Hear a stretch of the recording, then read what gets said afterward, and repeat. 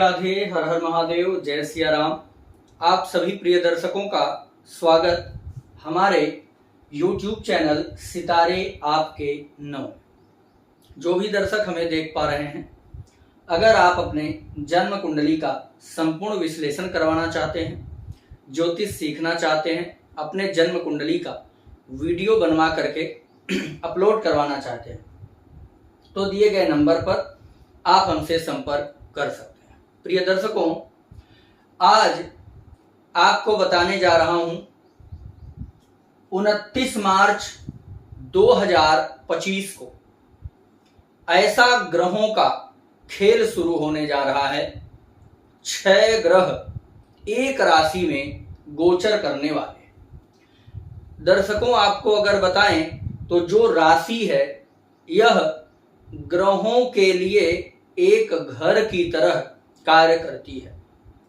अर्थात थोड़ा सा उदाहरण से समझाऊंगा। अगर कोई ग्रह इस घर में बैठा है तो उसे दूसरे घर में जाने के लिए 30 अंश की दूरी तय करना पड़ता है। इस घर से इस घर जाने की जो दूरी है, इसे 30 अंश की दूरी कहते हैं। और यही 30 अंश की दूरी तय करने के बाद जो दूसरा स्थान आता है वही राशि कहलाता है। बात समझिए, 12 राशियों का एक चक्र है। 1 2 3 4 5 6 7 8 9 10 11 12। ये 12 राशियों का जो चक्र है, प्रत्येक राशि से एक राशि की दूरी 30 अंश की बनती है। यही ग्रह जब किसी एक राशि पर गोचर करता है और उसे दूसरी राशि पर जाना होता है तो यह 30 अंश की दूरी तय करता है। प्रिय दर्शकों, आज ऐसा अद्भुत संयोग बन रहा है 29 मार्च को। शनि महाराज कुंभ राशि से प्रवेश कर रहे हैं मीन राशि में। साथ ही साथ उसी मीन राशि में बुध, सूर्य, राहु, चंद्रमा, शुक्र, ये 5 ग्रह विद्यमान हैं। और शनि का आ जाना भूकंप से कम नहीं होगा। चर्चा करेंगे इस ग्रह गोचर की स्थिति का क्या प्रभाव पड़ने वाला है और किन राशियों पर प्रभाव पड़ेगा। हम आपको सारी चर्चा डिटेल में करने वाले हैं और पूरी विस्तृत चर्चा करेंगे। इसके पहले निवेदन करूंगा, चैनल को सब्सक्राइब, शेयर, कमेंट प्लीज कर लीजिए। आगे की बात शुरू करते हैं। मीन राशि में 6 राशियों का गोचर जब होगा तो कन्या राशि 7वें नंबर पर आएगी। अर्थात 6 ग्रह दृष्टि लगाए होंगे कन्या पर। तो अर्थात इसका सबसे बड़ा जो प्रभाव देखने को मिलेगा, एक तो मीन राशि पर, दूसरा कन्या राशि पर। यह 2 राशियों के लोग या इन 2 लग्नों के लोग काफी प्रभावित होने वाले। अब हम यह चर्चा करेंगे कि क्या कन्या और मीन लग्न के जो जातक होंगे या कन्या और मीन राशि के जो जातक, क्या उनके जीवन में समस्या आएगी या सुख आएगा। आइए थोड़ा ग्रहों के स्थिति को समझते हैं। कौन कौन से ग्रह मीन राशि में होंगे। एक तो बुध होंगे, दूसरा सूर्य होंगे, तीसरा शनि होंगे, चौथा राहु होंगे, पांचवा चंद्रमा होंगे और शुक्र होंगे।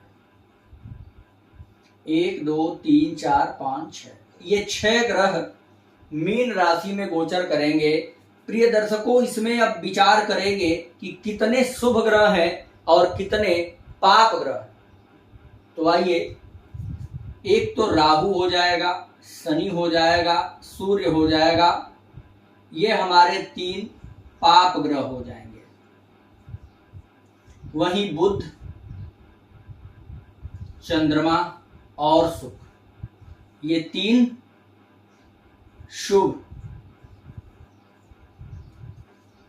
अब देख लीजिए, चंद्रमा, शुक्र और बुध ये तीन शुभ ग्रह में आ जाएंगे। सूर्य, शनि और राहु ये तीन पाप ग्रहों में आ जाएंगे। लड़ाई बिल्कुल बराबर की होने जा रही है, घमासान। कोई शत्रु पीछे हटने वाला नजर नहीं आ रहा।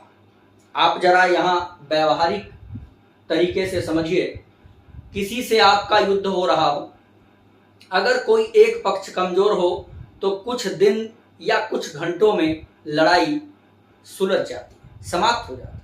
लेकिन अगर विवादित दोनों टीम काफी मजबूत हो और प्रभावी हो तो ये लड़ाई बहुत लंबे समय तक चल सकती है और इसका दुष्प्रभाव बहुत लंबा हो सकता है। तो प्रिय दर्शकों, सूर्य शनि का एक साथ होना, राहु चंद्रमा का एक साथ होना, सूर्य राहु का एक साथ होना, शनि चंद्रमा का एक साथ होना,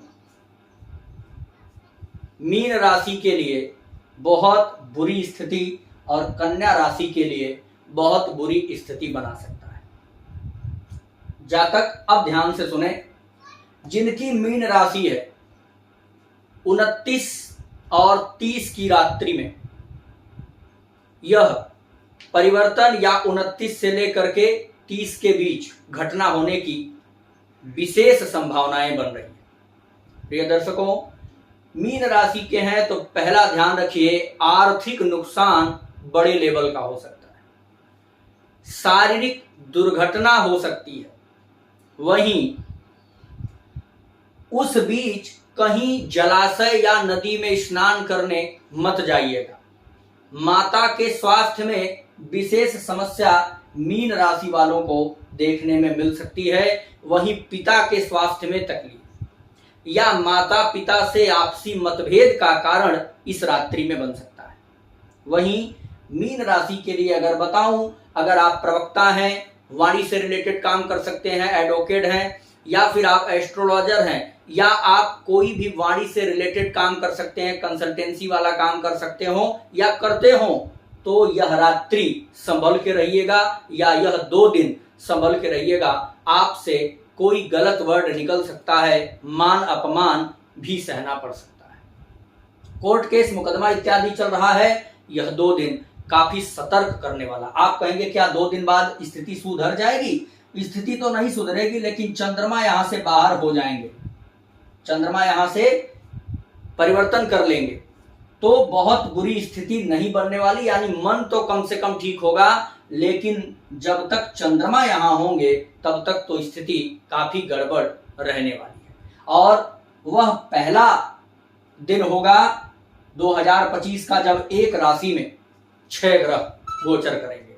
तो प्रिय दर्शकों, इसका विशेष रूप से आप ध्यान रखिएगा। मीन राशि को संभल के कदम रखना होगा। कन्या राशि पर भी वही प्रभाव पड़ने वाला है। कन्या राशि के अगर आप जातक हैं तो संभल के रहिएगा। स्वास्थ्य में गड़बड़ी, पारिवारिक उलझन, दुर्घटना या धन नुकसान होने के अधिकतर योग बनते हैं। जॉब करते हैं तो जॉब छूट सकती है, बॉस से अनबन हो सकती है या शारीरिक कष्ट बढ़ सकता है। वहीं अगर आप अनैतिक कार्य करते हैं या कोई भी आपके नंबर 2 के काम हैं तो पुलिस प्रशासन आपको पकड़ सकती है, बुरी तरह से जेल हवालात में भी आप जा सकते हैं। मीन और कन्या राशि के जातक ध्यानपूर्वक सुनो। वहीं आज अगला बिंदु बताने जा रहा हूं, इसका देश पर क्या असर पड़ेगा।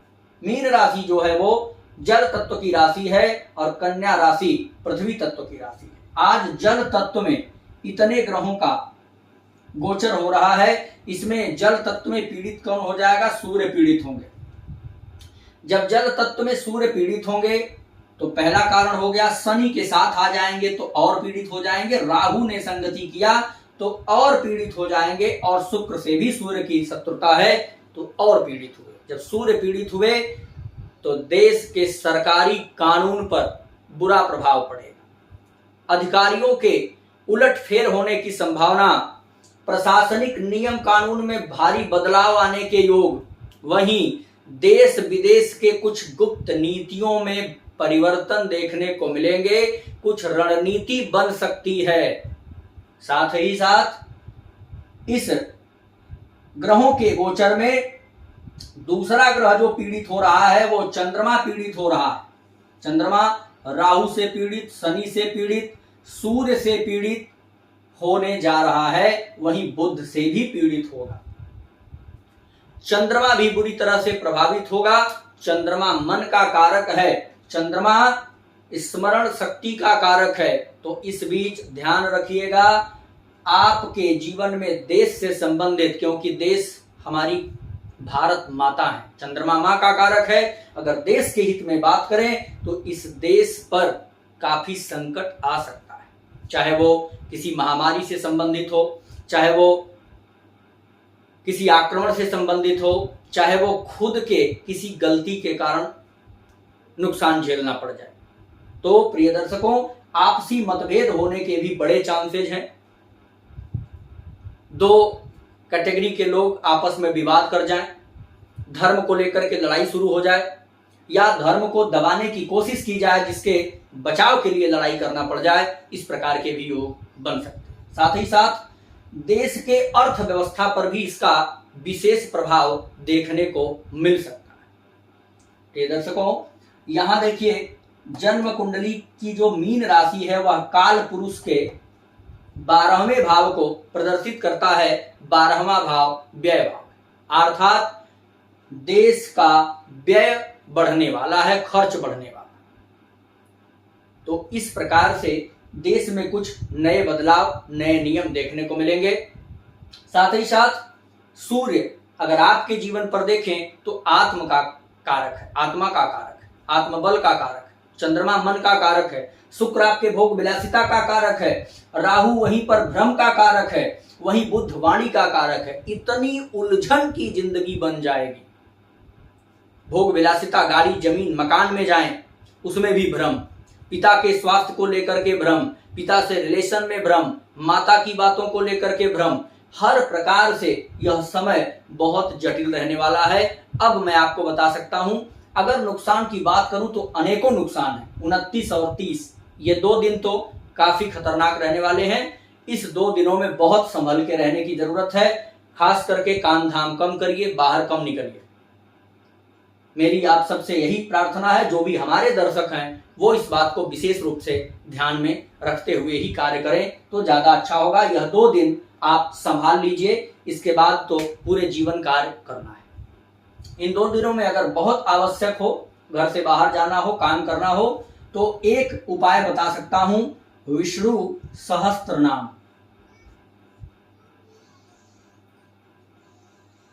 विष्णु सहस्त्र नाम का पाठ करके ही आप घर से बाहर निकलिए, ताकि आपको संकटों से बचाया जा सके। यह उपाय करिए और इन 2 दिनों इसका निश्चित रूप से पाठ करिए और भगवान का स्मरण करिए। यह 2 दिन थोड़ा सा कठिन रहने वाला है। इतने भयंकर ग्रहों की जो युति है ना, वह कुछ न कुछ तो कराएगी। तो प्रिय दर्शकों, आपको मैंने एक बहुत जरूरी सूचना दिया है, इसका विशेष रूप से आप ध्यान रखें। हमारे साथ जुड़ने के लिए दिए गए नंबर पर संपर्क कर सकते हैं। जय श्री राम।